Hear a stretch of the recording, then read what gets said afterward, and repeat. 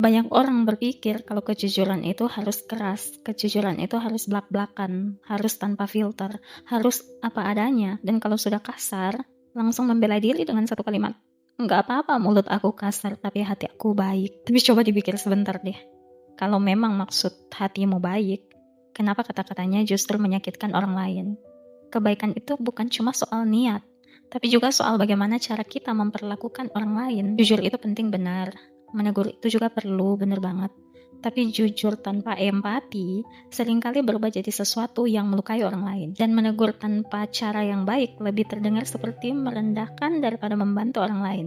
Banyak orang lupa bahwa cara kita menyampaikan sesuatu itu sama pentingnya dengan apa yang kita sampaikan. Kamu bisa mengatakan hal yang sama dengan dua cara yang berbeda. Yang satu membuat orang merasa dipermalukan dan yang satu lagi membuat orang merasa dihargai meskipun sedang ditegur. Dan kenyataannya pesan yang disampaikan dengan kalimat yang baik justru lebih mudah diterima orang lain, lebih masuk dan lebih didengar karena tidak ada yang merasa diserang, tidak ada yang merasa harus membela dirinya. Kamu gak harus menjadi terlalu lembut atau tidak jujur untuk menjaga perasaan orang lain, tapi kamu cukup bijak untuk tahu bahwa kata-kata punya dampak, bahwa tidak semua kebenaran harus disampaikan dengan cara yang menyakitkan, dan bahwa kamu tetap bisa tegas tanpa harus mengatakan kalimat yang kasar. Kita tahu bersama kalau tujuan dari menegur itu bukan untuk menjatuhkan orang lain, tapi untuk memperbaiki. Dan kalau caranya justru membuat orang lain merasa rendah, mungkin itu bukan lagi tentang kejujuran, tapi tentang bagaimana kita belum belajar mengendalikan cara kita berbicara. Jadi, sebelum kamu mengatakan sesuatu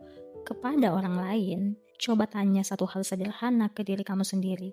Apakah kata-kata ini akan membantu atau hanya akan melukai perasaan orang lain? Kata-kata itu punya kekuatan, bisa membangun, bisa juga meruntuhkan. Dan kamu selalu punya pilihan mau menggunakan yang mana.